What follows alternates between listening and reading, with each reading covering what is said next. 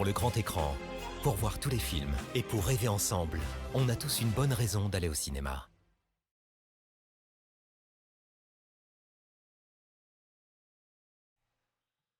Mesdames et messieurs, bonjour, bienvenue pour...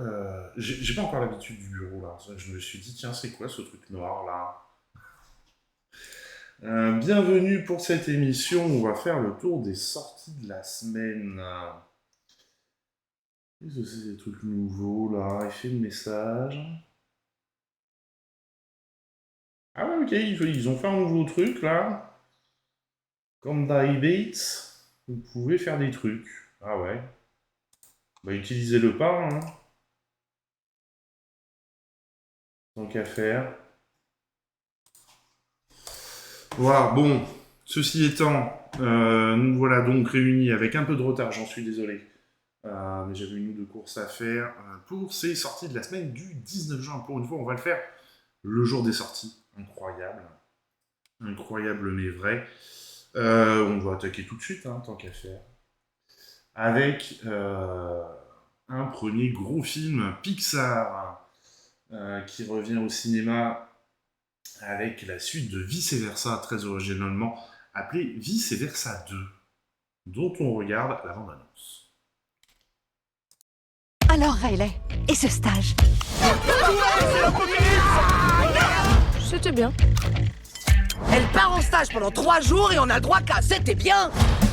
Quoi? Elle part en stage pendant 3 jours et on a droit qu'à... C'était bien. Oui, pourquoi pas. Quel retour au match. Ça va, oui.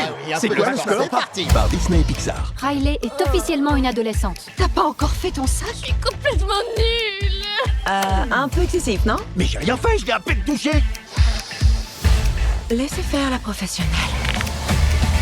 Je suis trop répugnante, je sortirai plus jamais de cette chambre. Ouais, ça va être sympa les 10 prochaines années. Le 19 juin. Je suis anxiété, je suis ta fan numéro 1 depuis toujours. Je fais partie des nouvelles émotions de Riley. Waouh! Vous vous souvenez quand nous avons tous découvert le quartier cérébral? Nostalgie. C'était il y a à peine 30 secondes, nostalgie. Oui, c'était le bon vieux temps. Le film pour ressentir plein d'émotions On fait la bataille. C'est bon, je vais me les faire. Non, Colette! arrive au cinéma.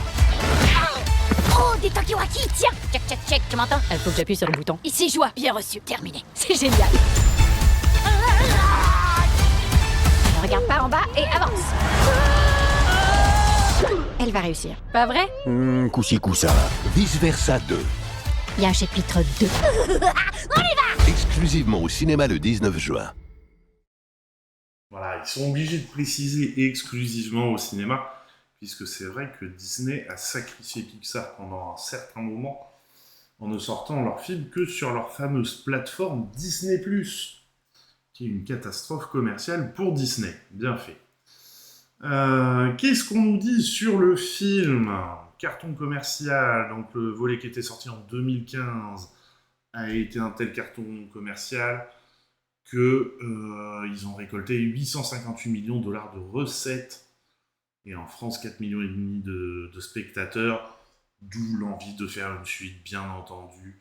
Pixar qui n'était pas forcément fan des suites. Bonsoir Michel. J'espère que tu vas bien. Disney qui n'était pas forcément...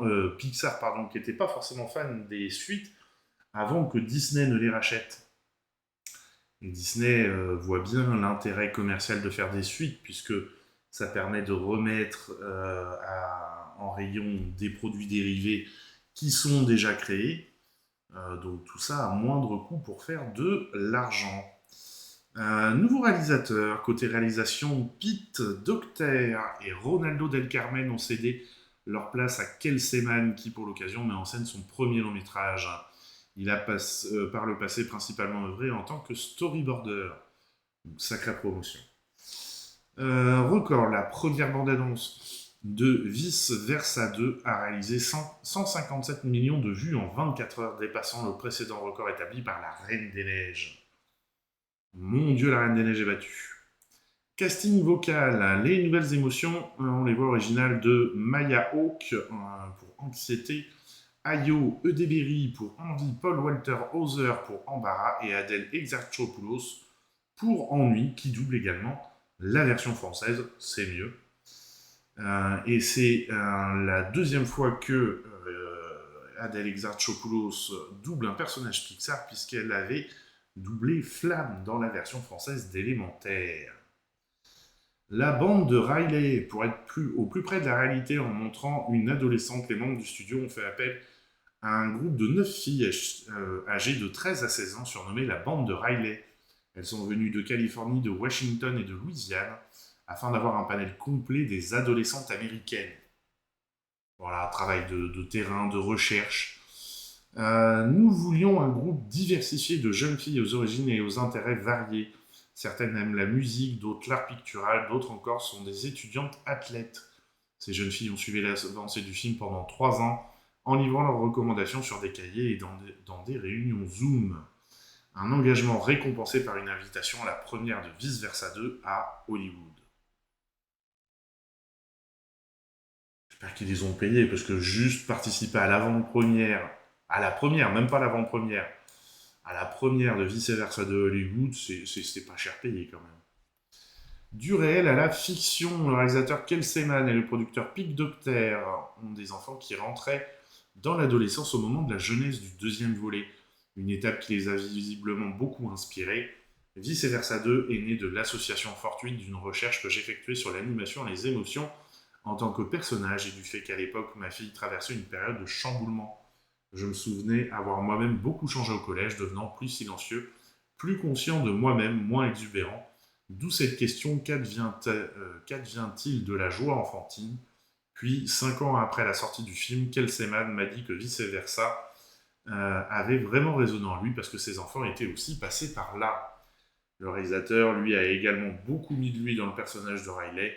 En amont du tournage, il a partagé une série de photos de ses propres fêtes d'anniversaire pour illustrer l'histoire de l'héroïne, notant que la joie pure d'un jeune enfant se transforme à l'âge de 13 ans. Je me suis concentré sur son adolescence parce que cela... Quelque chose qui est tombé. Ça m'a fait peur. Ça m'a fait sursauter. C'est le balai qui est tombé, c'est pas grave. Rien de grave, ne vous inquiétez pas. J'en étais où? Je sais plus. De joie pure d'un jeune enfant se transforme à l'âge de 13 ans. Je me suis concentré sur son adolescence parce que cela a été une période difficile de ma propre vie.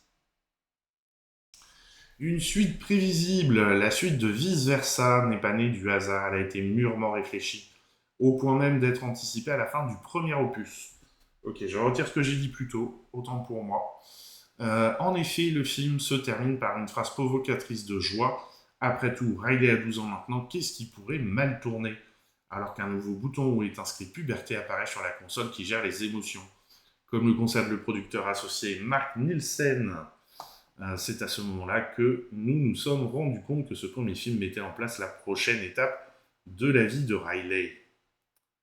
Des psys à la rescousse, pour être au plus près des émotions adolescentes qui s'ajoutent à celles présentes dans le premier film. L'équipe du film a rencontré de nombreux experts, des psychologues et lu de nombreux ouvrages, le but étant de coller le plus possible à la réalité.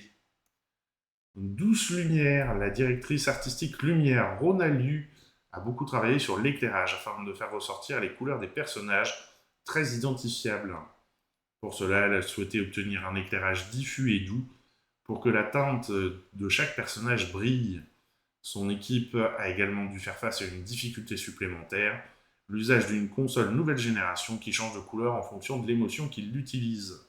Nous avons dû faire très attention à la maîtrise de l'impact de cette lumière colorée sur les protagonistes. Trop de vert sur un personnage rouge n'aurait pas été attrayant par exemple. Nous avions la possibilité de la réduire de 50% pour obtenir le résultat le plus agréable possible. Réactualiser les personnages, si les émotions de Vice Versa n'ont pas pris une ride aujourd'hui. Les personnages conçus il y a une dizaine d'années ont dû tous être recréés par les systèmes technologiques actuels de Pixar. L'objectif, me direz-vous, améliorer les originaux pour les mettre au diapason des nouveaux. Pour la technique, le superviseur des effets spéciaux Patrick Coleman a déclaré s'être inspiré de Soul et Élémentaire, deux précédentes productions du studio. Chevelure éclatante, les cheveux de joie, tout comme ceux de l'ensemble des personnages, sont créés de façon singulière. En effet, elles sont faites avec des milliers de points étincelants qui ont l'apparence d'un halo éthéré. Tête de cocker. C'est bien, Disney, ils en mettent pas 3 tonnes des anecdotes. Les nouveaux personnages ont été pensés pendant de longs mois en amont du tournage, mais Envie a été particulièrement difficile à créer, car les premiers dessins la rendaient peu avenante.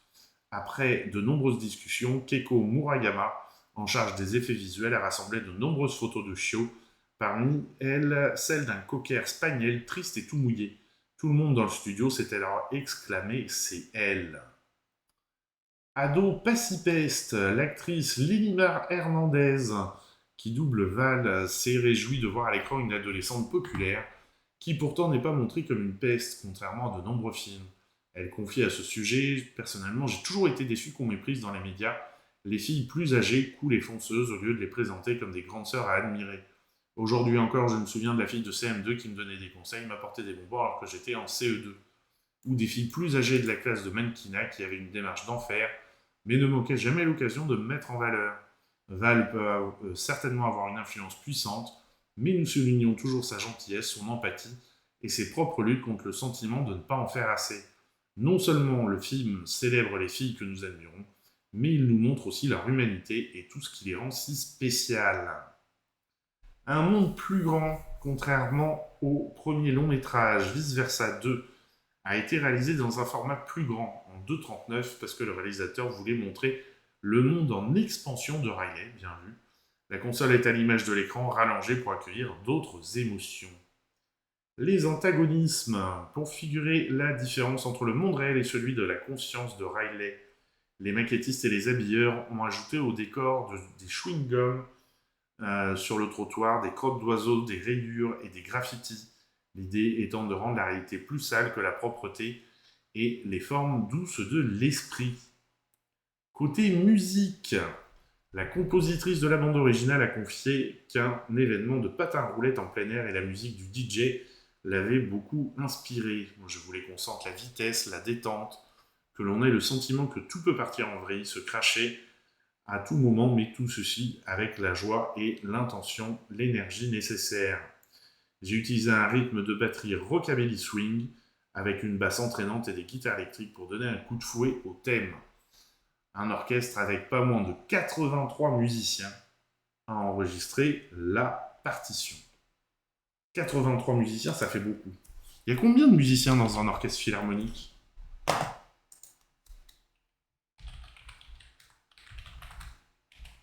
Philharmonique.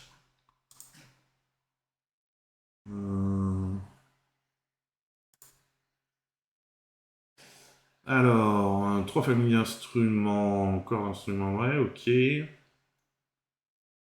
Période classique, composition de l'orchestre. Il y a un premier soliste à chaque fois. Ils ne mettent pas forcément un nombre.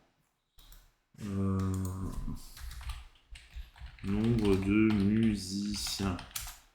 Allez Google, tu vas me trouver. Ah si. Oh oui, dis donc. L'Orchestre Philharmonique de Paris, c'est 119 musiciens. Donc oui, avec nos 83, on est large.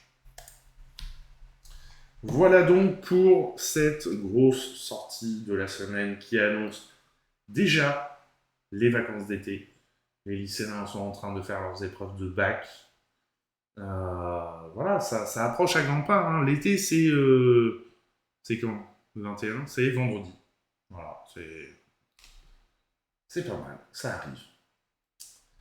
Allez, film suivant, vu que c'est l'été, que ça va être les vacances, pourquoi ne pas partir en balade ? Alors, balade un peu particulière là, puisqu'on est avec...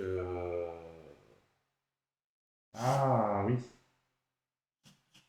Ah oui. Alors attendez, je vais juste disparaître 2 secondes, j'ai oublié de brancher un truc. Je reviens, je suis là, ne vous inquiétez pas. Et donc un groupe un peu particulier.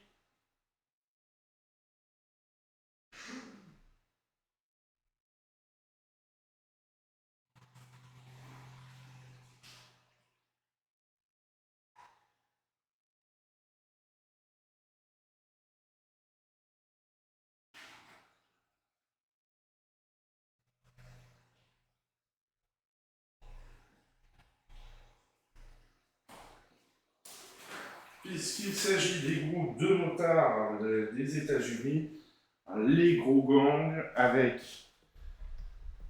ici la création du plus gros gang dans les années 60-70, quelque chose comme ça, sur la côte des États-Unis. Voilà, on regarde la bande-annonce.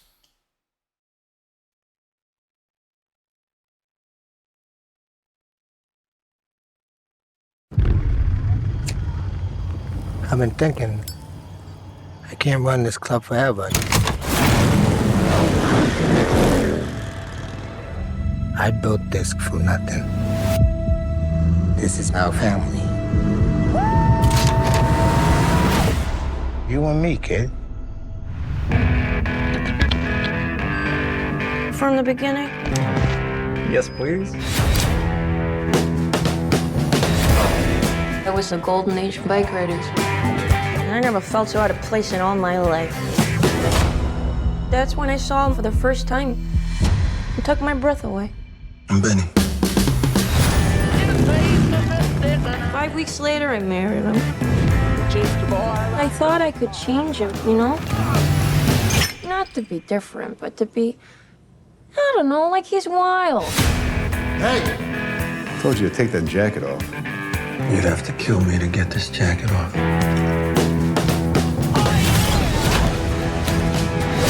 What about the bar? Burn it down. The club got real big real fast. They started running drugs, gambling, prostitution. Is that what this club is now? I want you to quit riding. Don't ask that. Benny. I need you.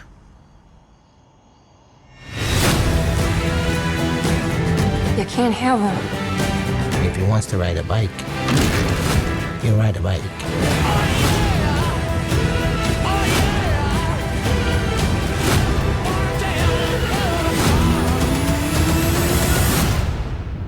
Hey, you know, just think it over, you know.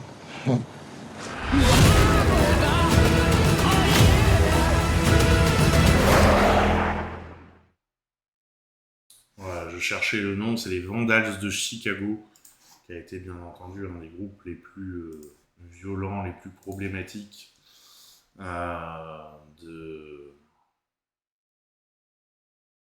de cette période. Et donc oui, c'est fin des années 70, il me semble, quelque chose comme ça. Alors, qu'est-ce qu'on nous dit sur le film ? Changement de plan pour se consacrer à The Bike Riders. Jeff Nichols a abandonné le préquel de Sans un bruit qu'il devait réaliser. Il a été repris en main par Michael Sarnowski, à qui l'on doit L'étrange Pig, qui était très étrange, mais en film de genre très sympathique à regarder. Et de 6, à noter la présence de Michael Shannon, qui collabore avec Jeff Nichols pour la 6e fois en 6 films. Le film a failli ne pas sortir en salle. À l'origine, The Bike Riders avait Disney pour distributeur qui a ensuite abandonné le projet. C'est finalement Universal qui l'a récupéré pour une sortie en salle. Et des films comme ça, qui n'auraient pas eu l'occasion d'avoir une sortie salle, je pense que c'est dommage quand même. Rescapé de The Walking Dead, Norman Reedus, célèbre pour son personnage de Daryl dans The Walking Dead, incarne un motard issu d'un autre groupe au look pour le moins marquant. Histoire vraie, The Bike Riders s'inspire du livre de photos du même nom, publié en 1967, voilà, c'est fin des années 70, par Danny Lyon, que joue Mike Fest, offert à Jeff Nichols par son frère il y a quelques années, ne pouvant se baser que sur des clichés qu'il reproduit parfois en images. Le réalisateur s'en est inspiré librement. À noter que le gang existe toujours et qu'il reste l'un des rivaux célèbres des Hells Angels, qui sont eux aussi tristement célèbres. Parce que c'est vrai qu'ils ont commencé avec une bande de potes, mais ça a fini... Ah, voilà, bon. Ils sont capables de tout. Allez, film suivant, survivre. Mais survivre à quoi? On va le découvrir dans la bande-annonce.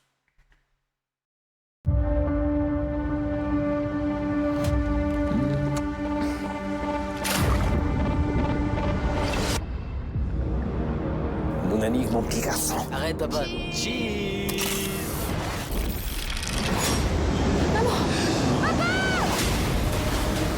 Mayday, Mayday, ici Orca, c'est la tempête, on a besoin d'aide. Papa, il est où l'océan?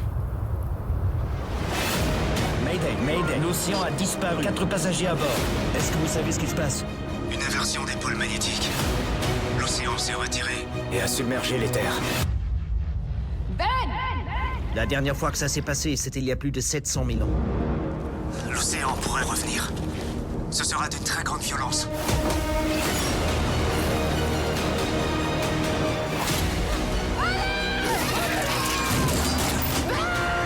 C'est quoi ce merde? Les arthropodes des abysses. Ils attaquent pour se nourrir.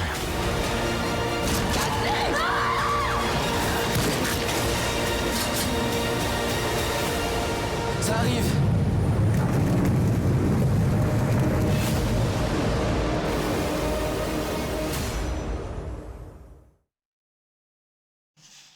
Le tsunami à l'inverse. Tsunami, la mer va sur les terres. Re-tsunami, des tsunamis. Ouais, je sais pas comment on pourrait dire. La mer revient dans la mer. Alors, qu'est-ce qu'on nous dit sur le film? Naissance du projet, survivre est né grâce à la rencontre entre Frédéric Jardin et les producteurs Marc-Étienne Schwartz et Marco Stanimirovic, qui avaient produit le violent film de vengeance Revenge. Ils développaient un survival avec Mathieu Lenaour et Alexandre Coquel, associés sous le pseudonyme Matt Alexander. 2 auteurs très cinéphiles qui ont écrit beaucoup de comédies. Passer de la comédie à ça, oui, pourquoi pas. Le réalisateur se rappelle, il cherchait un regard de réalisateur, savait que j'aimais beaucoup le cinéma de genre. J'ai trouvé le scénario vraiment intéressant, audacieux, mais il était un peu trop perché. Il me manquait une vraie approche réaliste pour que j'y adhère totalement. Approche réaliste, la mer quitte la mer pour aller sur les terres. J'ai retravaillé le script avec eux pour y injecter plus de réel, du pour de vrai, avoir des personnages plus incarnés entre la mère, le médecin, le père océanographe et les 2 ados de 13 et 16 ans, parfaitement bilingues, puisque c'est une famille franco-américaine. Finalement, entre la survie, le bateau, la famille et la dimension biculturelle, le projet tenait la route puis a rapidement intéressé les financiers. Structure narrative. Le film est structuré en 3 parties. Il commence par un dérèglement général raconté à travers les courants, les satellites qui tombent du ciel, les baleines désorientées qui passent sous le bateau, etc. Frédéric Jardin explique, c'est au cours de cette première partie qui rappelle le genre du film catastrophe que l'on fait vraiment connaissance avec la famille. Dans la deuxième partie, la mer se retire, phénomène qui s'est réellement produit. C'est alors l'organisation de la survie pour nos personnages. Enfin, la dernière partie est celle de la course-poursuite, de la chasse. Le film prend l'allure d'un road movie et se met en mouvement. Référence de prestige. Côté référence visuelle et cinématographique, Frédéric Jardin cite Les Chiens de paille de Sam Peckinpah, Délivrance, très beau film de John Boorman, Duel de Steven Spielberg, ou encore Jerry de Gus Van Sant. Alors, à part le premier, les autres sont vraiment des masterclass. Le cinéaste précise, ce sont davantage des fragments de films, souvent très différents, qui me restent en tête, comme des échos lointains que des références précises ou des clins d'œil directs. Par exemple, les films de Samuel Fuller, très secs à l'os, avec de brusques bouffées de violence, qui sont une source d'inspiration pour le traitement de l'animosité, du déséquilibre, tout comme La lettre inachevée de Michael Kalatozov, survival sidérant avec des moments d'intensité stupéfiants.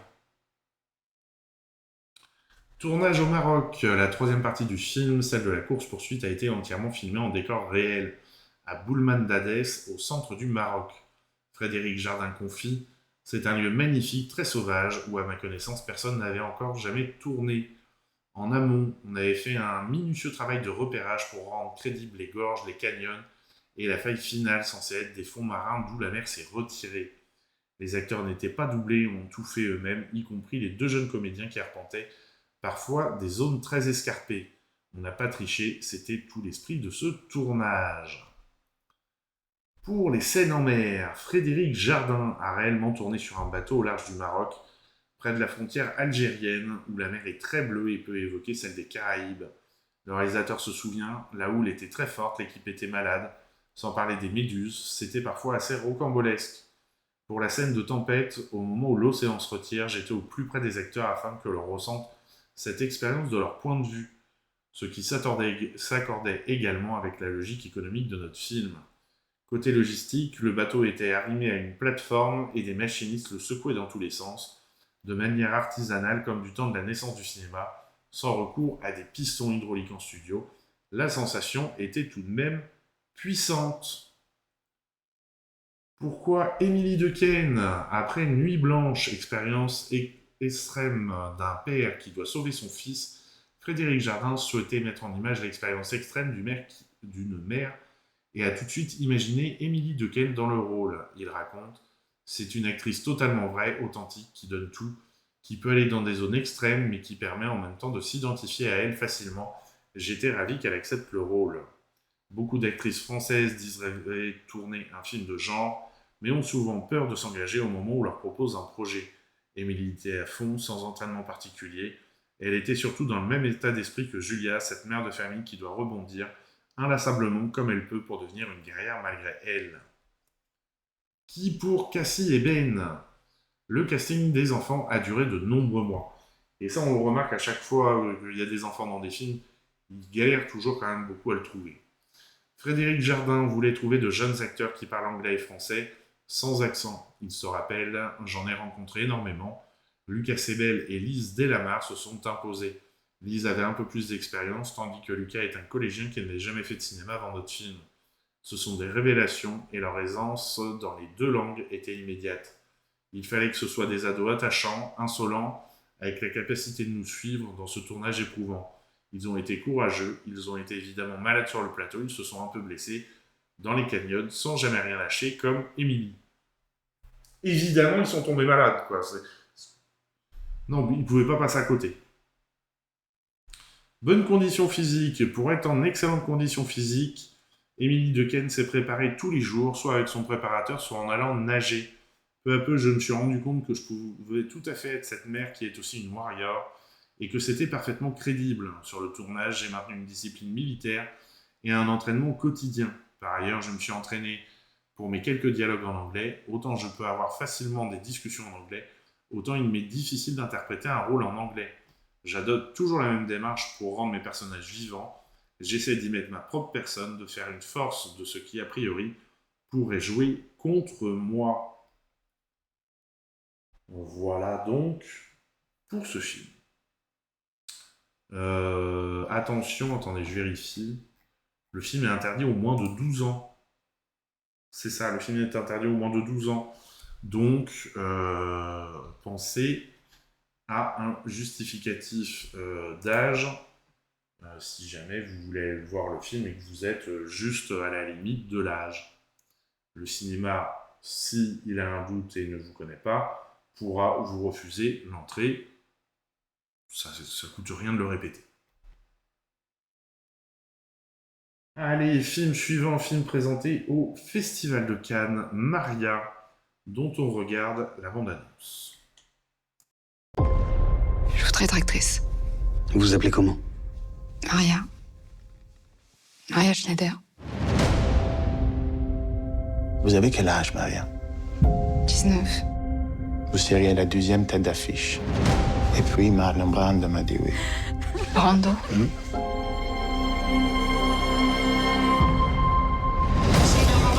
Bernardo, Monsieur Bertolucci. Il y a une scène très crue dont tout le monde parle. Vous êtes allé loin? Comment vous avez fait pour l'aborder? Laisse par surprise. Mais on s'en fout de la vérité. Tout ce qu'on te demande, c'est de faire ton boulot d'actrice et rien d'autre. Vous êtes une honte pour les femmes, mademoiselle. Vous entendez? Me regardez pas! Qu'est-ce qu'il y a? Tu voulais être actrice, tu voulais être connue. Pas comme ça. habillée, j'intéresse personne. Accroche-toi. Je suis là.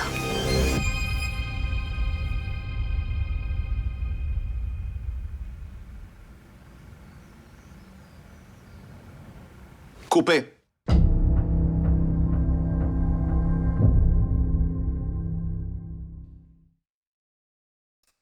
Je sais plus si c'est ce matin ou... Enfin, ce début de semaine, il y a l'actrice qui interprète Maria, qui était sur France Inter et qui disait, mais déjà, moi qui ai préparé le rôle, qui ai préparé la scène avec... parce qu'il y a une scène qui est particulièrement dure avec Marlon Brando, qui ait préparé la scène, qui savait ce qu'allait se passer, où on avait des conseillers techniques et de mouvements, d'accompagnement et tout. J'ai trouvé la scène dure, alors j'ose pas imaginer à l'époque ce que l'actrice a pu vivre et comment elle a pu le ressentir, surtout. Alors, qu'est-ce qu'on nous dit sur le film ? Alors, le film a été présenté à Cannes, ça on l'a déjà dit. Adaptation. Maria est l'adaptation du livre de Vanessa Schneider. Tu t'appelais Maria Schneider aux éditions Grasset. Dans le film, Jessica Pallo a déplacé le point de vue et c'est le regard de Maria qui scande le récit. La réalisatrice explique, dans son livre, Vanessa Schneider abordait sa cousine Maria par le prisme de l'intime, par le regard du témoin familial. Pour le film, je souhaitais déplacer ce point de vue et me focaliser sur Maria, être dans son regard et ne jamais l'abandonner, faire la traversée avec elle.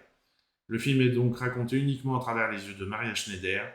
Elle est de toutes les séquences, il y a quelque chose chez elle qui me touchait profondément, sa liberté, ses choix et leurs conséquences. Maria est une des premières comédiennes à avoir parlé, elle a dénoncé les abus, et personne ne l'a écoutée. Elle en parle très tôt, que ce soit dans le documentaire de Delphine Seyrig, Sois belle et tais-toi, ou au gré des interviews.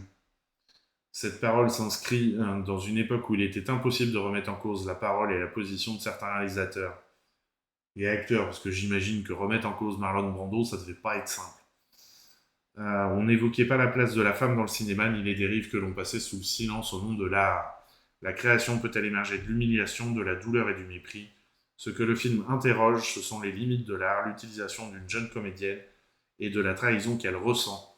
Et ces questions sont posées à travers le regard de Maria.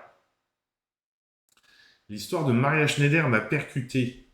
Au même âge que Maria Schneider, lors du tournage du Dernier Tango à Paris, à 19 ans, Jessica Pallu a rencontré Bernardo Bertolucci, puisqu'elle était stagiaire sur The Dreamers. Très admirative du travail du cinéaste, elle s'est souvent demandé comment il avait dirigé Maria sur le Dernier Tango à Paris. L'histoire de Maria Schneider m'a percuté, sans doute parce qu'elle faisait écho à mon expérience des plateaux de tournage lorsque je travaillais comme assistante. Il y a encore une dizaine d'années sur un plateau, il y avait peu de femmes. J'étais souvent la plus jeune et toujours entourée d'hommes. J'ai assisté à des scènes compliquées, des acteurs et des actrices humiliés, et j'ai ressenti moi-même l'emprise dont certains réalisateurs abusaient. J'ai vécu des situations qu'aujourd'hui je qualifierais d'anormales, sans pour autant parvenir à m'exprimer. Alors c'est vrai que l'histoire de Maria Schneider m'a bouleversé, confie la cinéaste. Elle ajoute « Je ne cherche pas à accuser ni à juger, mais à faire avec l'héritage et offrir un portrait de cette société à travers un regard inédit, celui de Maria Schneider. » Côté photographie, Jessica Pallu souhaitait une image très travaillée, mais qui ne soit pas trop esthétisante. Avec le directeur de la photographie Sébastien Buchmann, elle a cherché une beauté brute au service des acteurs. Les photos de la photographe américaine Non Goldin ont été une source d'inspiration. Son travail est empreint de liberté, ses images sont vraies, tout en étant très belles. J'ai imaginé une mise en scène pure et frontale, dans les cadres, pour faire ressortir Maria à chaque instant, et créer une identification universelle au personnage. Pour écrire le scénario, Jessica Pallu a échangé avec de nombreuses personnes qui ont traversé la vie de Maria Schneider. La réalisatrice précise « Je trouvais nécessaire de confronter de multiples points de vue pour mettre à jour sa vérité. Le témoignage d'une personne en particulier m'a été précieux. Il m'a permis de rentrer dans l'intime de Maria puisqu'il a vécu le tournage de Dernier Tango à Paris et a été l'ami de la jeune femme pendant 17 ans. Par ailleurs, j'ai lu et vu énormément d'interviews de Maria, dans les médias français comme étrangers. Ce qui m'a frappé, c'est qu'à chaque fois, elle disait des choses que personne ne semblait entendre. Ses propos apparaissent en 2024 comme très contemporains, alors qu'il date des années 70. La scène choc pour concevoir la fameuse séquence où tout bascule. Jessica Pallu a eu accès au scénario original de Dernier Tango à Paris. L'exemplaire utilisé sur le plateau est annoté par la script. La scène n'était pas dans le scénario telle qu'elle est écrite, cette séquence devait s'arrêter sur un geste violent. Mais le jour du tournage, la script fait des annotations dans la marge pour consigner tout ce qui a été ajouté. Avant de tourner, Bernardo Bertolucci a seulement dit à Maria que ça irait plus loin.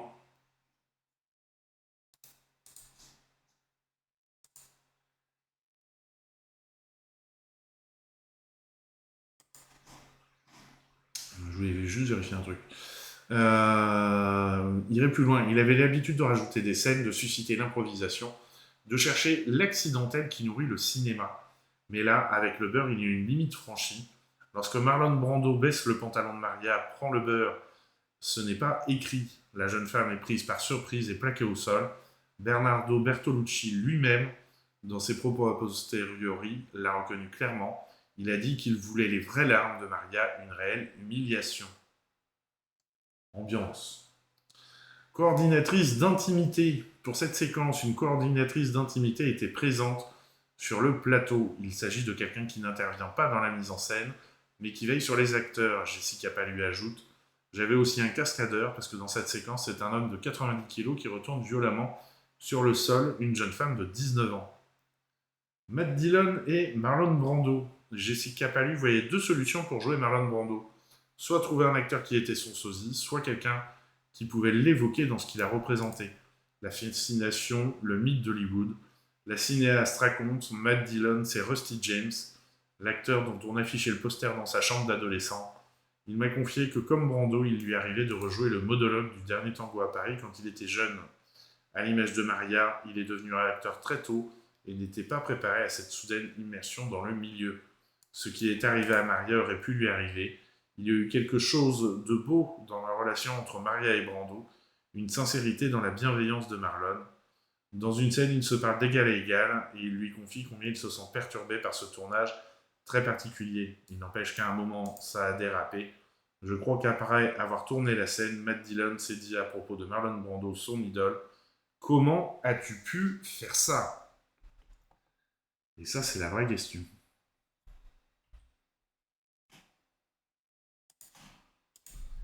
Allez, on va aller vers un peu plus de légèreté. Rappelez-vous, on prépare les vacances d'été qui arrivent à grands pas. Et donc, cette semaine sort un nouvel épisode du reboot de Détective Conan. Et ce coup-ci, l'enquête, c'est l'étoile à $1 million. On regarde la bande-annonce.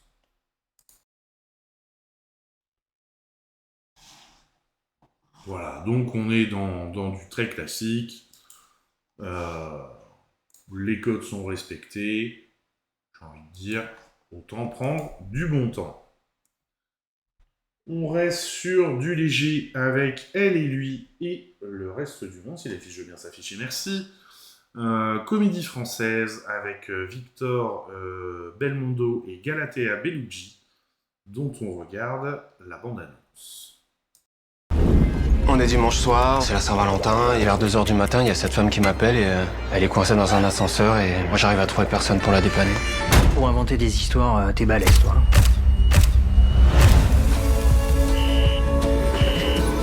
Sécurité ascenseur, Marco à votre service. Oui, je suis bloquée. Je vais aller chez quelqu'un. On n'est plus ensemble, mais on n'est pas encore séparés. Il n'est pas encore au courant. Allô ? Le technicien a rappelé, il est sur le coup, hein, il va arriver. C'est la tête qui tourne et je vois des poissons partout. Comme dans les fiches pas, vous voyez ce que c'est ? Il y en a un près de chez mon futur écu. Le superviseur il m'a demandé de venir vous désincarcérer. Ah, vous me rassurez. J'arrive. Ah, attendez, l'ascenseur s'est remis en marche. Ça fonctionne. Allô ? Vous savez pas comment je pourrais la reconnaître ? Un impair avec des bottes vertes. Je suis partie en laissant toutes mes affaires et lui, il a tout balancé par la fenêtre. Elle porte des bottes vertes. C'est pas criez-moi pas de temps, hein. Ou formule Saint-Valentin. Ça fait déjà 20 fois qu'il appelle. Mais faut vraiment pas qu'il vienne ici. Bah, débrouille-toi. Oh putain. Chier là. Qu'est-ce que vous faites là? bâtard! C'est lequel de vous qui a tabassé le collègue? C'est lui? Oh, non, démarre!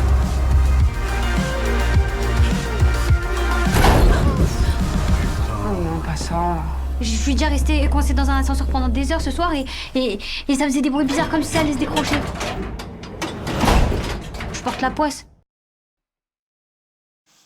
Alors, effectivement, après, une fois que tu sais ça, tu montes pas dans l'appartement, dans l'ascenseur avec elle. Parce qu'a priori, partout où elle monte, ça tombe en panne. Alors, on a une petite... qu'est-ce qu'on nous dit sur le film? Naissance du projet, Elle et lui et le reste du monde est le premier film de Emmanuelle Beloradsky. Cette dernière a d'abord travaillé en tant que journaliste, puis a appris l'écriture cinématographique à l'atelier scénario de la Fémis. Voilà, une des plus reconnues en France. École publique, encore, dirigée par Raoul Peck. Ça fait quand même un sacré niveau. Où elle a fait la rencontre du réalisateur Jérôme Boivin, qui est devenu mon partenaire d'écriture. D'ailleurs, Raoul Peck sort un documentaire bientôt, on en parlera quand il sortira, sur Simon Cole, qui était photographe. Le documentaire est magnifique. Donc, photographe en Afrique du Sud à l'époque de l'apartheid. Et il avait publié un livre qui l'a forcé à fuir l'Afrique du Sud. Mais vraiment, le film, et c'est là qu'on reconnaît la puissance des grands réalisateurs, à chaque fois que Raoul Peck se lance dans un film, c'est toujours des masterclass. Et là, on aura l'occasion d'en reparler, mais c'est aussi une masterclass. J'en étais où? Elle explique ce qui l'a poussé à la mise en scène, la rencontre avec les producteurs de Marvelous Productions, Romain Legrand et Vivien Aslanian, c'est eux qui m'ont convaincu. En lisant le scénario, Romain avait pensé à After Hours, et il se trouve que ce film de Scorsese était notre référence à l'écriture. Même si nous voulions conserver jusqu'au bout cette idée d'un garçon partant à la recherche d'une fille dont la voile l'a fait rêver au début d'une longue nuit, Romain et Vivien pensaient que je devais réaliser ce film. Allez, moi aussi, au bout de mon idée. Pour Elle et lui et le reste du monde, Emmanuelle Beloradsky avait en tête After Hours de Martin Scorsese, mais aussi l'univers de Paul Thomas Anderson, Punch Drunk Love, Licorice Pizza, tous des très beaux films. Elle précise, côté français, les comédies de Pierre Salvadori ou Cédric Clapiche m'inspirent. L'univers que j'avais imaginé pour Elle et lui et le reste du monde n'était pas du tout naturaliste, mais plutôt celui d'une fable. Il fallait donc s'amuser avec les décors pour que le spectateur se retrouve dans des endroits complètement décalés. Qui pour Marco? Le film a mis plusieurs années à se monter, et au départ, la réalisatrice avait un autre comédien en tête pour Marco. Elle se rappelle, sauf qu'entre-temps, il était devenu trop âgé pour le rôle. Quelqu'un m'a parlé de Victor, que je n'avais alors vu que dans Mon bébé, le film de Lisa Azuelos, dans lequel il n'a que quelques répliques. J'étais assez impressionné par ce patronyme Belmondo. Je ne parvenais pas à faire abstraction de tout le clan pour visualiser ce jeune comédien. Puis j'ai rencontré ce garçon absolument charmant, pas du tout dans l'attitude du petit-fils d'une immense star du cinéma français. Victor est quelqu'un qui travaille énormément. Pour les essais, je lui avais demandé d'apprendre une scène, pas plusieurs pages, une scène de plusieurs pages qui n'était pas dans le film, pour ne pas user celle que nous allions tourner. Qui pour Bulle? Emmanuelle Beloradsky a confié le personnage de Bulle à Galatea Bellucci, un rôle qui n'a pas été évident à attribuer, comme s'en rappelle la cinéaste. J'ai vu plusieurs actrices en cherchant d'abord une voix. Je voulais un timbre très particulier, quelque chose qui nous accroche, nous emmène ailleurs. Galatea, que j'avais vu et aimé dans tous ses films, a ce quelque chose dans la voix. Difficile de dire d'où elle vient, on ne peut pas la régionaliser, elle est mi-danoise, mi-italienne, avec ce petit truc venu d'ailleurs qui me plaisait. Nous nous sommes ensuite rencontrés, il s'est passé quelque chose d'amusant. J'étais avec mon chien sans savoir qu'elle en a très peur. Donc dès qu'il bougeait ou faisait un bruit, Galatea était en panique tout en essayant de rester concentrée. Ça s'est terminé en fou rire, j'ai trouvé ce moment très joli. J'étais alors convaincu qu'elle pouvait jouer le rôle de Bulle, une fille capable de sauter du coq à l'âne, de passer d'une seconde à l'autre, du rire aux larmes, quelqu'un qui pense en arborescence et n'est jamais là où on l'attend. Les ascenseurs. Dans le film, les ascenseurs sont représentés comme des personnages à part entière. La réalisatrice raconte « L'idée m'est venue au cours d'une discussion anodine avec un jeune musicien. Il m'a raconté qu'il allait enfin pouvoir vivre de sa musique et arrêter un boulot purement alimentaire qu'il faisait la nuit dans un centre qui gère les appels d'urgence de personnes coincées dans des ascenseurs. Son récit a aussitôt ouvert tout un imaginaire en moi, car ces gens ne sont pas des techniciens, ils sont là pour gérer la solitude, le temps qui passe, et l'angoisse des gens captifs dans leur cabine.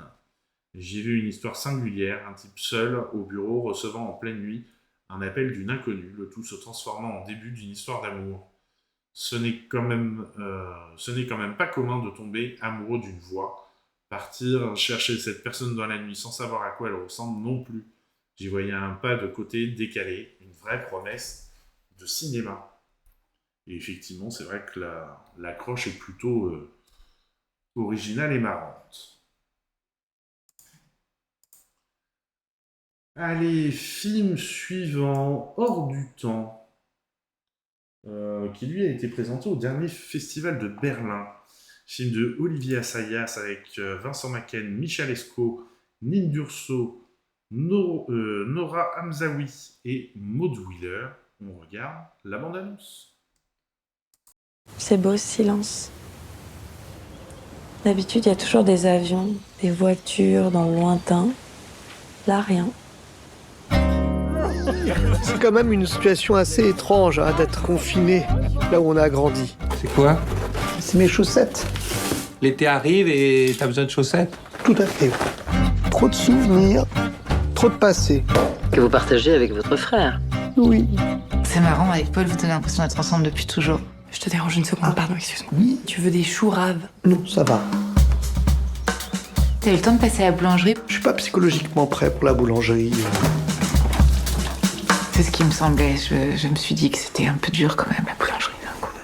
Essaye d'être patient avec ton frère. L'autre jour, tu as passé toutes les poignées de porte à l'eau de Javel, diluées. Mais je suis patient. Tu prends sur toi. J'en ai marre de subir tes angoisses. Merde! L'enfance passée à la campagne, Ras-le-bol! ça crée des liens.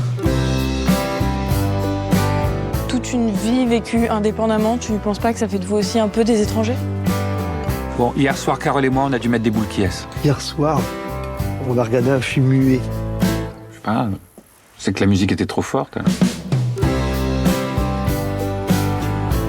Il y a une telle pression à être dans le cours du monde que le fait que tout s'arrête a une puissance libératrice. La semaine prochaine. Oui, même arbre, même heure.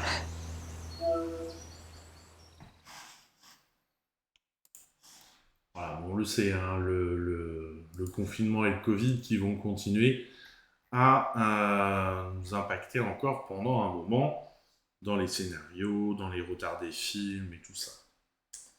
Alors, qu'est-ce qu'on nous dit? Naissance du projet. Olivier Assayas a écrit Hors du temps à la fin du confinement, alors qu'il venait d'achever le pilote de la série Irma Vep. Par chance, le cinéaste n'a pas attrapé le Covid, mais s'est retrouvé pendant toute une semaine avec une mystérieuse fièvre. Il se rappelle « Mais je n'avais rien à faire sinon passer le temps assis dans mon jardin.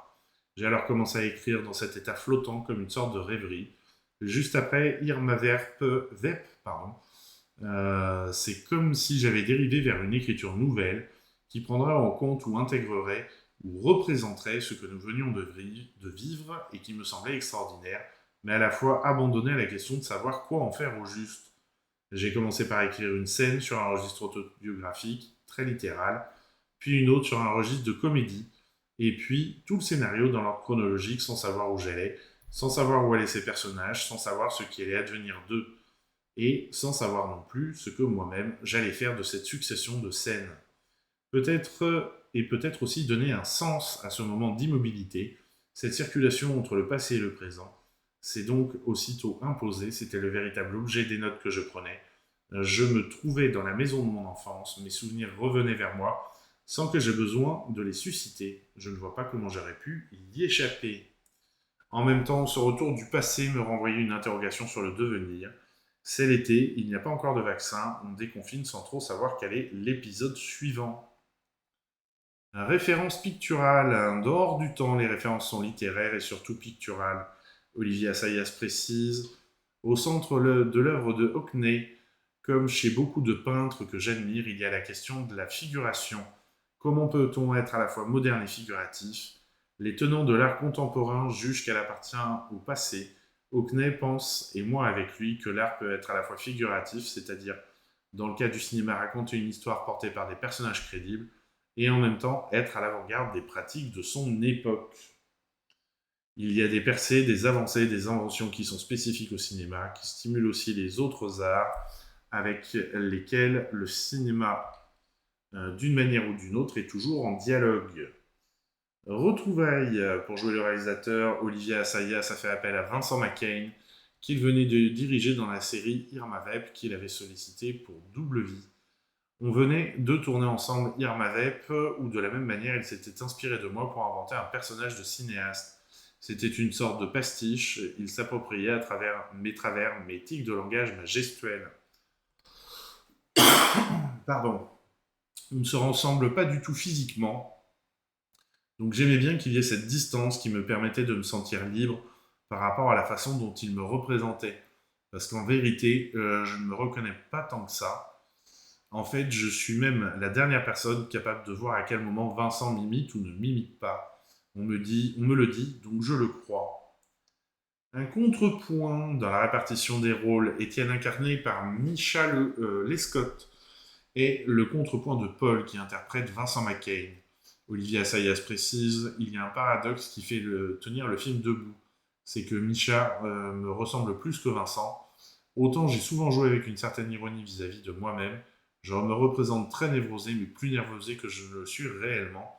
Autant j'étais beaucoup plus précautionneux quand il s'agissait de représenter mon frère, car je voulais le faire de la façon la plus bienveillante possible.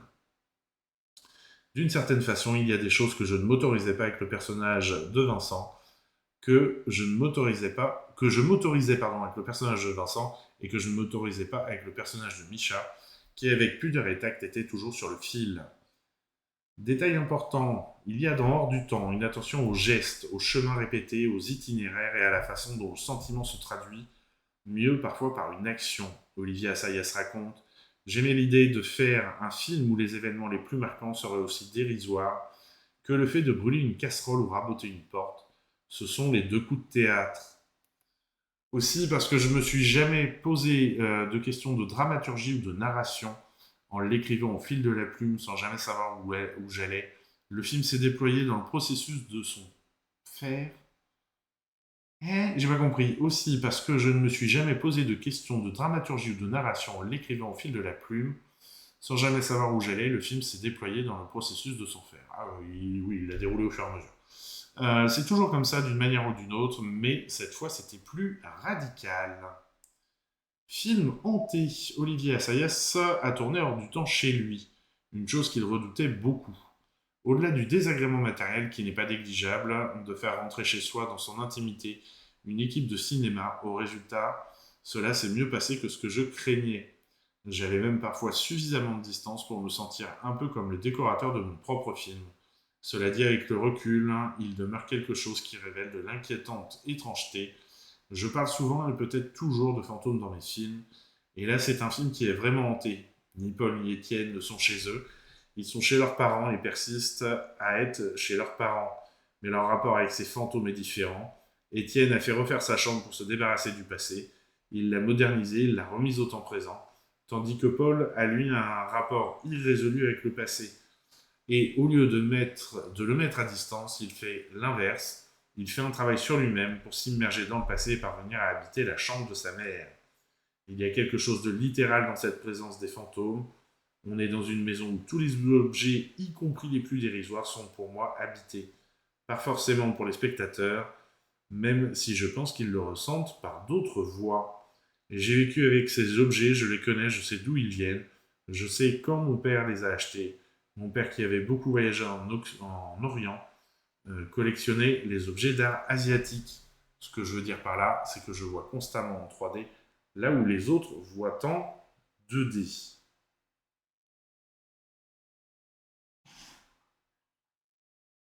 Pourquoi on verrait qu'en 2D? On voit bien en 3D. On voit bien la profondeur de champ quand même. Curieux cette...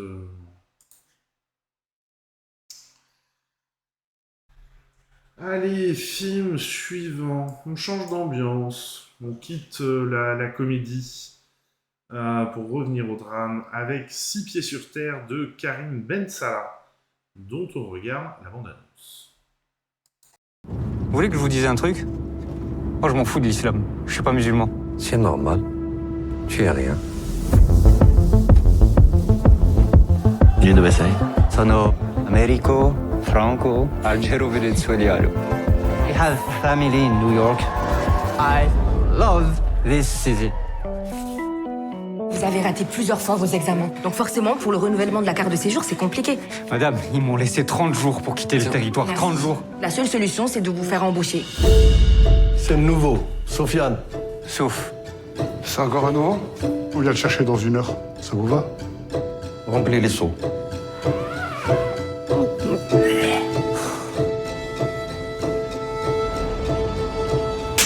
Mais ça va pas? Je pensais que t'étais... Morte? Si c'est votre truc de vous occuper des morts, bah, très bien. Franchement, moi, j'ai mieux à faire. Comme quoi? Comme tout. Tout est mieux que ça. Tu sors. Putain! On croit, on sait respirer, mais en fait, non. Même ça, ça s'apprend. Les moussas. Tu suis celui qui juge les gens, qu'ils soient morts ou vivants. Tu respectes la créature de Dieu. Fahamt? J'ai l'impression de ne pas te connaître. Tu sais qui je suis? Moi, je sais pas. Je sais pas du tout.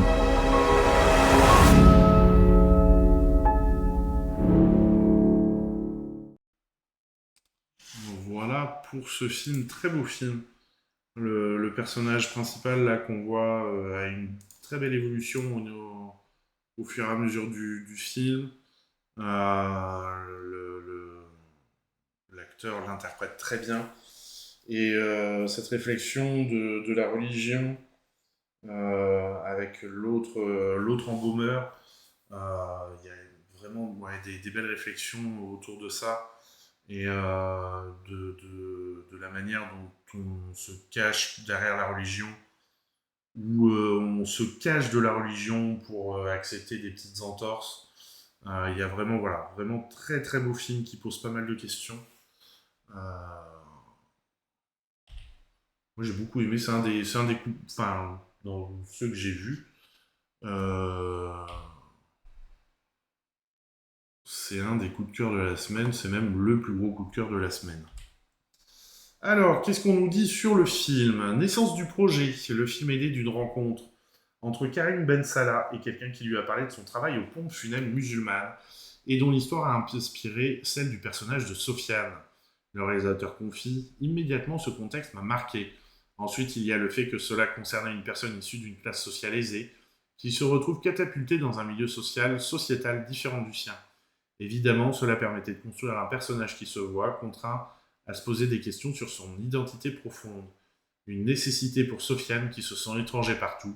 C'est une sensation très particulière et très actuelle pour une certaine génération qui ne trouve sa place nulle part, qui ne se sent légitime en rien. » Et c'est vrai que oui, j'ai oublié, parce que ça fait un moment que j'ai vu le film, il est d'un milieu social élevé, et le fait de se retrouver balancé à faire le croque-mort, la principale question commence là. Et comment accepter le fait, même si tu es issu d'une catégorie sociale favorisée, comment passer le cap et comment rendre service aux gens, au lieu que ce soit les gens qui te rendent service parce que tu es dans une casse au-dessus. Le titre selon Karim Ben Salah. Ce titre qui m'a été suggéré m'a tout de suite plu, car d'une part je suis fan de la série américaine au titre très proche, et d'autre part parce que derrière ce titre il y a une histoire construite comme un oxymore, ou comment le personnage principal arrive à prendre de la hauteur, à comprendre la valeur de la vie grâce à son expérience de la mort.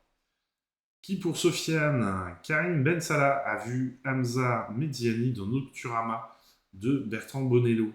Il se rappelle, il y avait une scène avec lui dans les escaliers de la Samaritaine qui était impressionnante. Sa gestuelle m'avait fasciné.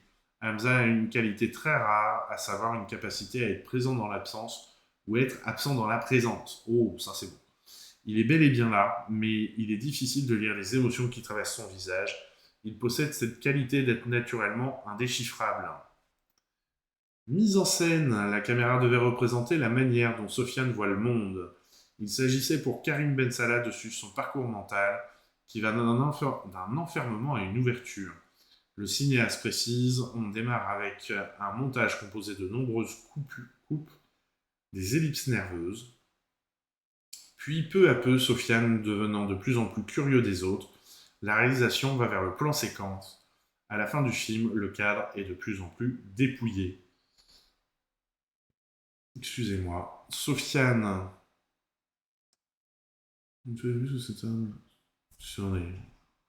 Combien vous faut-il? La dernière décision de Quentin Tarantino prouve une fois de plus que c'est un amoureux du cinéma. Mais ça, on n'en doutait pas. Le Quentin Tarantino m'a attiré l'œil de côté. Excusez-moi. Sofiane est davantage intégré au monde et visuellement, le film devient plus harmonieux. Pour la lumière, c'est la même démarche. On va vers quelque chose de plus en plus lumineux après un début tout en clair-obscur. Et c'est vrai que maintenant qu'il le dit, ça me revient, c'est effectivement bien vu au cours du film, au cours de l'évolution de ce personnage.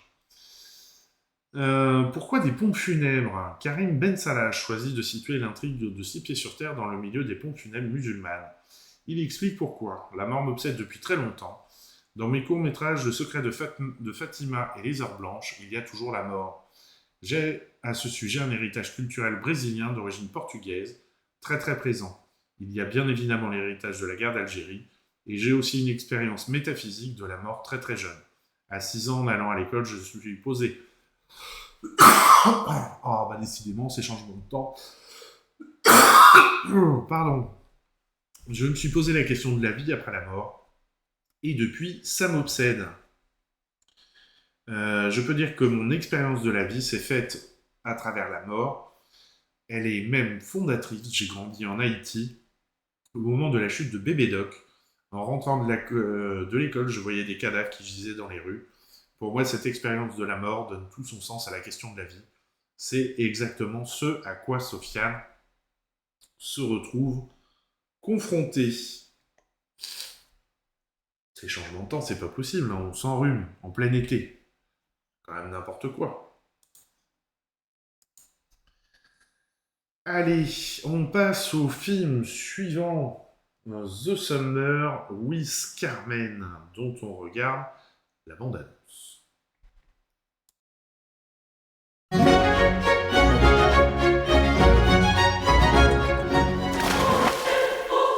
Τι φταίει και δεν περνάμε πια καλά.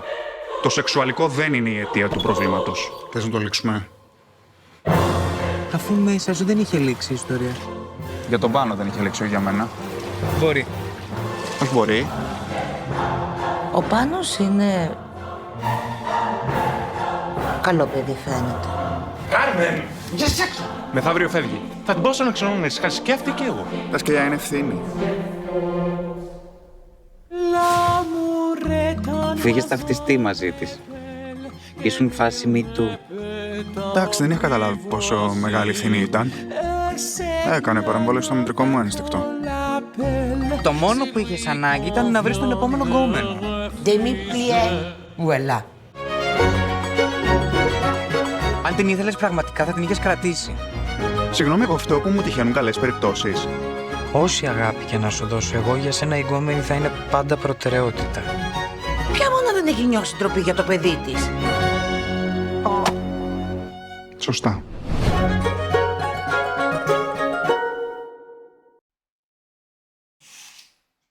Voilà pour cette présentation. On passe maintenant à Nouveau Monde. Nouveau Monde? Oh. Attendez, j'ai quelque chose là qui s'est...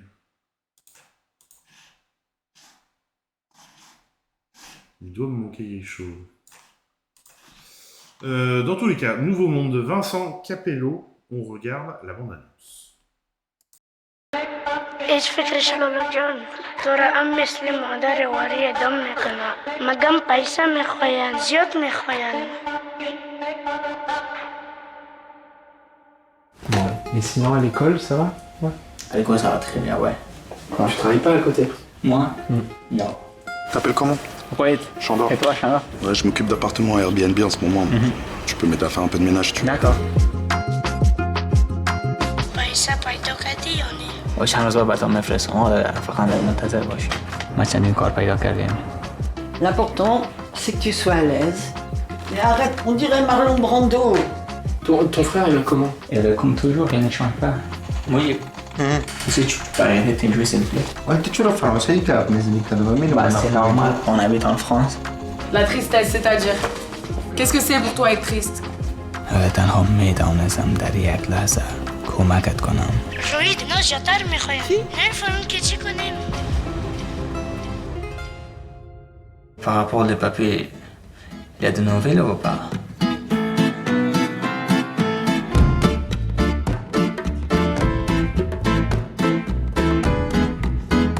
Si tu bosses, tu gagnes de l'argent, c'est fini.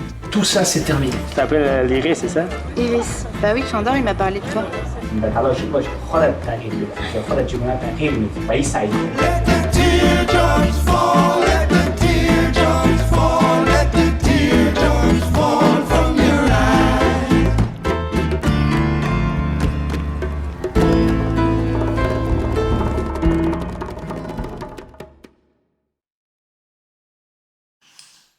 Voilà, très joli film et une manière originale d'aborder la migration.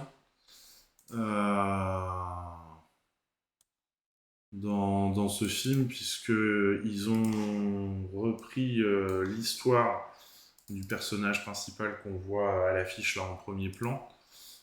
C'est lui qui raconte son histoire en fait dans ce film. Et qui joue son propre rôle. Excusez-moi, je regarde pourquoi cette bande-annonce, je l'avais pas gardée. Ok, c'est juste voilà.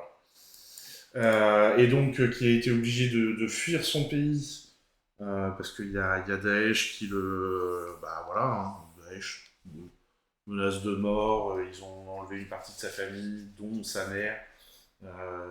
Daesh qui lui demande régulièrement de l'argent pour que sa mère puisse continuer à vivre.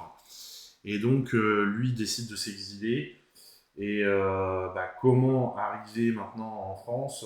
On fait pour s'en sortir, apprendre le français, apprendre à s'intégrer, trouver des petits boulots pour déjà de une survivre et de deux envoyer de l'argent au pays pour sauver sa mère, toujours plus, toujours voilà, c'est quelque chose sans fin, hein. C'est le serpent qui se mord la queue. Donc vraiment ouais. Alors c'est vrai qu'il y a des petits défauts parce que c'est pas tous des acteurs professionnels. Parce que le réalisateur, il me semble, est un jeune réalisateur. Attendez qu'on vérifie ça, que je vous dise pas de bêtises.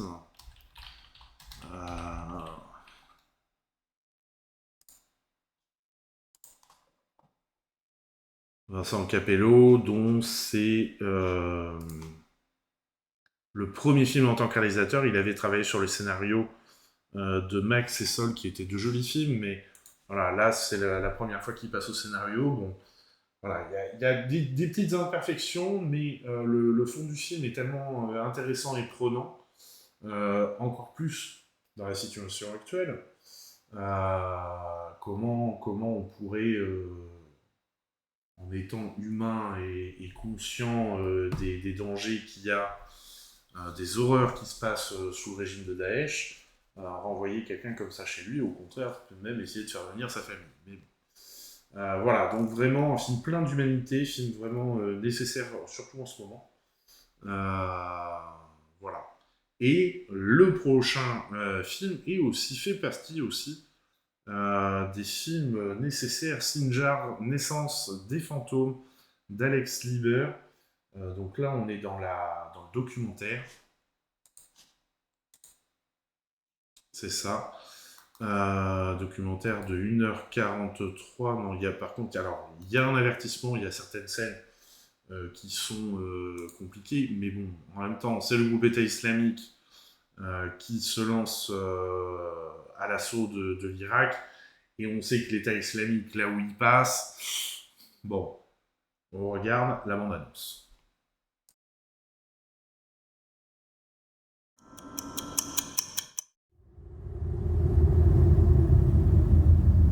La vérité, c'est que dans ces moments-là, on n'imagine jamais le pire. On veut croire que les choses s'arrangeront, que même si tout va mal, Il reste l'espoir que quelqu'un, quelque part, nous entende et nous secourt. Mais cette nuit-là, l'espoir nous a trahis. Qui pouvait imaginer?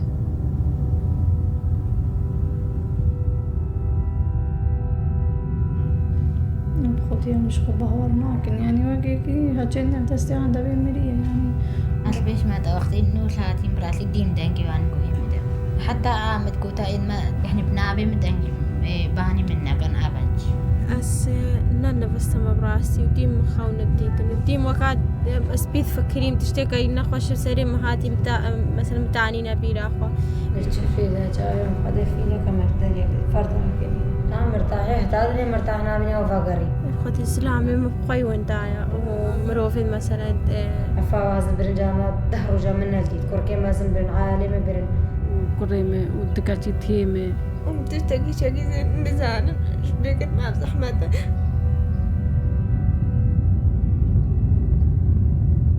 Il faut dire pour conjurer le silence auquel ils ont voulu nous réduire, conjurer leur violence, conjurer les cris.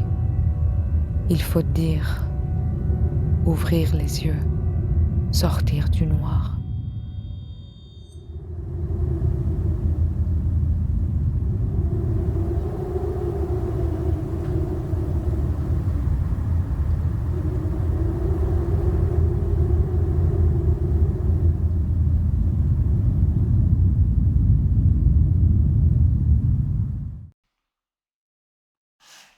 Effectivement, si vous n'avez pas reconnu, c'est la voix de Golshifteh Farahani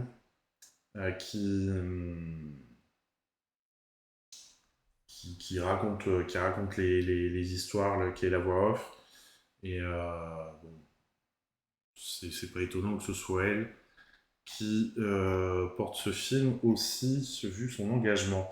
Article dans l'Humanité d'aujourd'hui, des témoignages insupportables. Effectivement, j'ai pas eu l'occasion de le voir ce film, mais bon, les Yézidis, on en a entendu rapidement parler effectivement quand l'État islamique est rentré et parti à l'assaut des montagnes de l'Irak. Ils sont pas connus l'État islamique pour être des tanks. Et voilà, ils ont pas fait dans la dentelle là non plus. Alors en plus c'est des Yézidis, donc c'est des sous-musulmans. Alors là ils se sont permis la totale, là, c'est... Alors, on a quelques petites infos supplémentaires, complémentaires sur le film. Le récit nous est conté par Sinjar, le mont qui domine les terres yézidis, et qui a donc été témoin de toutes les horreurs qu'ils ont traversées. Golshifteh Farahani donne sa voix à cette montagne compatissante. Un projet à 4 mains, le film a été réalisé en collaboration avec le photographe Michel Slomka, dont les photos ont été utilisées dans le documentaire et qui a été également co-scénariste sur le projet, une exposition photo montée en parallèle de la création de l'œuvre cinématographique. Filmer les fantômes, Alex Lieber, la réalisatrice, tenait à filmer ce qu'on ne montre pas d'habitude, à savoir le traumatisme, l'absence, le vide, le silence, le fantôme d'un parent encore captif ou peut-être mort, puis la résilience sous toutes ses formes. Ce souvenir, les Yézidis transmettent de génération en génération ce qu'ils appellent le ferman, c'est-à-dire le souvenir des massacres, des génocides. Ce terme turc désigne les décrets émis par l'Empire ottoman. Par extension, il qualifie tout processus visant à convertir, asservir ou anéantir la minorité yézidi. Les Yézidis se sont forgés une véritable identité, dont la survie dépend de la résilience collective face à la violence qu'ils ont subie. Le génocide commis par Daesh à leur encontre s'inscrit comme étant le 74e ferman de la région de Sinjar dénombré par les Yézidis. Puis là personne dit rien. Hein. Bon, les Yézidis dans leur montagne là-haut. Enfin bon, un conte documentaire. Le film se veut une sorte de conte documentaire. L'objectif n'est pas de fixer les événements dans une temporalité précise, mais plutôt de présenter une horreur qui malheureusement a toujours eu lieu dans l'histoire humaine. Voilà donc pour ce film. Alors effectivement, il doit être dur. Il y a un avertissement, donc voilà. Peut-être pas le voir trop tard en soirée. prévoyez de le voir plus que quand vous sortez, il fait encore jour. Ça doit quand même attaquer le moral très sérieusement. Seuls les Kurdes les ont aidés, tout à fait. Ouais. Voilà. C'est les seuls qui continuent à se dresser vraiment contre Daesh et l'État islamique. Hein. Tous les autres, on laisse faire, plus ou moins consciemment, plus ou moins en travaillant avec eux. Enfin bon, sacré bordel. Allez, on change d'ambiance avec le film suivant, Mon Milieu, dont je ne sais trop que dire. On regarde la bande-annonce.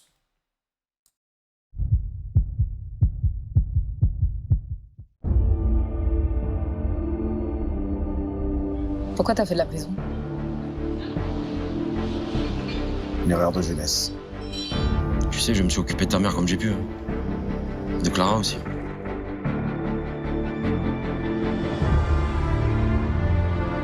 Tu m'expliques comment on fait pour vivre 20 ans sans voir les siens?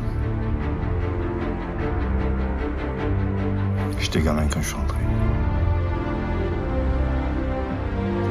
Il a souffert.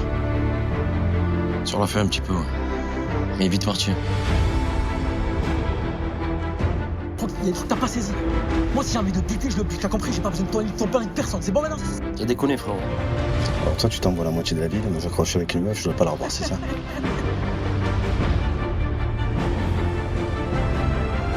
C'est la sœur de Diamant. C'est notre ami aujourd'hui. Mais demain, je sais pas.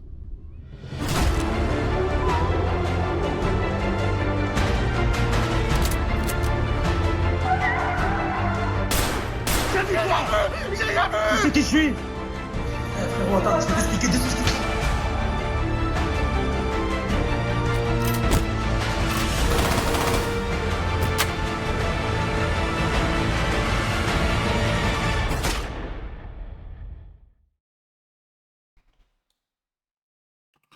Bon, pour moi, il y a un problème de réalisation. Je sais pas si c'est un premier film ou pas, je n'ai pas vérifié. Il y a un problème de réalisation. Alors, j'espère que la bande-annonce n'est pas tout à fait représentative du film sur certains aspects. C'est un... Ah non, c'est pas un premier film, c'est un troisième film quand même. Avec 2 films avant, dont juste une mise au point en 2020. Ça ne me dit strictement rien. Et En Grund and Pound. Ça me dit rien non plus. Il a l'air de toujours jouer avec les mêmes acteurs.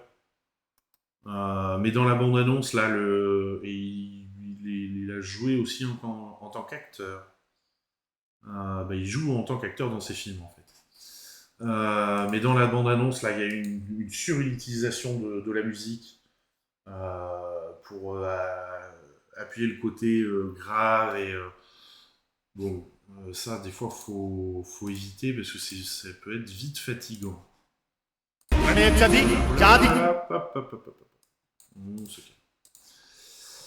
Allez, film suivant, L'expérience Zola.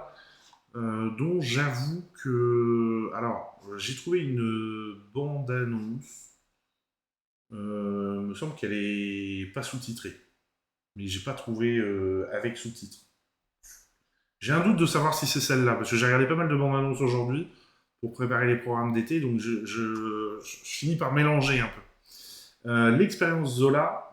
Bonsoir Connie Bengrove, j'espère que tu vas bien. L'expérience Zola dont on regarde la bande-annonce.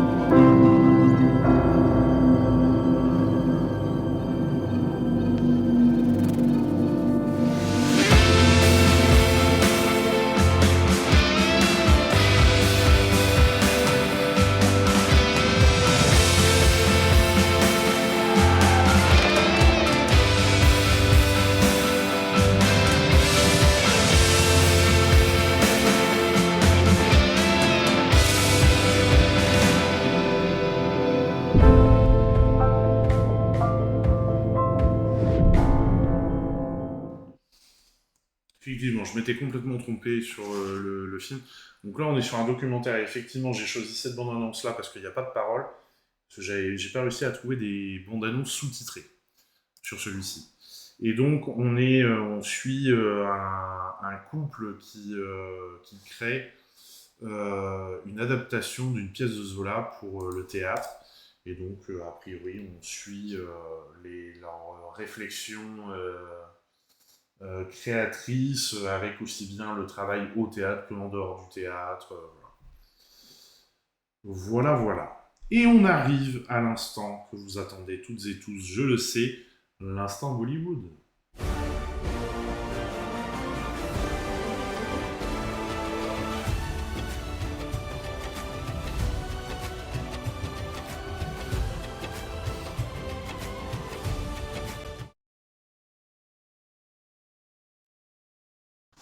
Alors, l'affiche qui n'a pas changé, merci.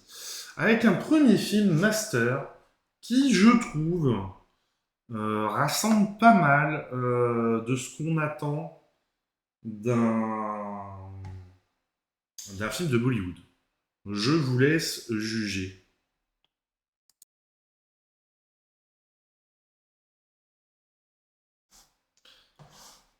Bon, on a vraiment un tout petit passage de danse à un moment donné, mais malgré tout, voilà, je trouve qu'il regroupe pas mal de choses. Alors, sur le synopsis, et vous avez remarqué, il y avait des sous-titres. Incroyable. Des sous-titres. JD est un professeur faisant face à des problèmes de dépendance à l'alcool. Il est obligé à quitter l'université pour aller enseigner dans un centre de détention juvénile pendant quelques mois. Alors que JD se la coule douce, il réalise que les jeunes de ce centre sont en fait exploités par Bhavani, un gangster cruel. Et donc il va lui faire face. Préparez-vous quand même, le film fait 3 heures. Voilà. C'est pas l'épreuve de philosophie, mais on n'en est pas loin. Et on arrive au dernier film à sortir cette semaine. Fatigué, je cherche mes mots. Qui s'appelle tout simplement Greux. On regarde la bande-annonce. പ്രണയച്ചതി ജാതിക്കൊല റെജിമോൺ നാടാർ എന്ന ചെറുപ്പക്കാരനെ കാണാതായിരിക്കും മറ്റൊരു ദുരഭിമാന കൊലയോ നീ ആരാ സാറേ അവന്റെ കൂട്ടുകാരനാ അവന് സിംഹം പിടിച്ചു കഴിഞ്ഞാൽ കർമ്മം ചെയ്യും തലയ്ക്ക് വെളിവില്ലാത്ത ആളാട്ടോ ഒറ്റയ്ക്ക്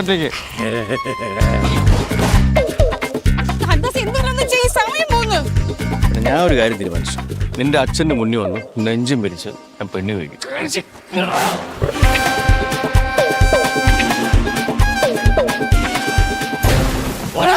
നിന്റെ വിശപ്പ് തീർക്കണം നിന്നെ സിംഹക്കൂട്ടലാണ് പ്രസവിച്ചത് കട്ട് ചെയ്തോ എനിക്ക് വീട്ടിൽ പോകണം എന്റെ ഭാര്യ ഒറ്റ മിക്കവാറും നീ സ്റ്റാർട്ടറും ഞാൻ മെയിൻ കോഴ്സും ആവും മയക്കുവെടി വിദഗ്ധൻ തമ്പി ഹിമഗിരി എത്തുന്നതോടെ രക്ഷാപ്രവർത്തനം വിജയകരമാകുമെന്നാണ് എല്ലാവരും പ്രതീക്ഷിക്കുന്നത്. ആൽക്കഹോളിസം ചാനൽ കാണുന്നവർക്ക് തോന്നണം അവരാണ് സിംഹത്തിന്റെ കൂട്ടിലെന്ന്. മനസ്സിലായോ? മനസ്സിലായി സാറേ, മനസ്സിലായി. മൂന്നിൻ്റെ അന്ന് നിന്റെ ശവം കരമനയാറ്റി പോകും. ഈ കേസിൽ എങ്ങനെയും ഒന്ന് വരുത്തൽ. പ്രേമമാണ് വിഷയം. പ്രേമം എന്റെ മക്കൾക്കൊന്നും വരുത്തിയേക്കല്ലേ.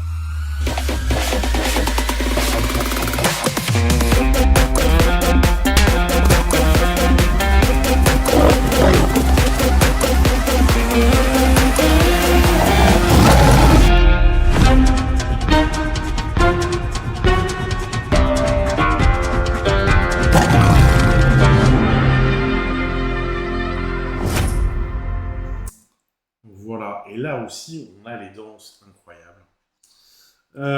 Et le synopsis, par contre, on n'a pas les sous-titres, on peut pas tout savoir. Le synopsis, inspiré de faits réels, cette comédie raconte les mésaventures d'un groupe de chercheurs de sensations fortes qui se retrouvent par accident au cœur d'un sanctuaire pour grands félins. J'aurais juste dit d'un zoo, parce que ça ressemble plus à un zoo que d'autres choses, mais bon.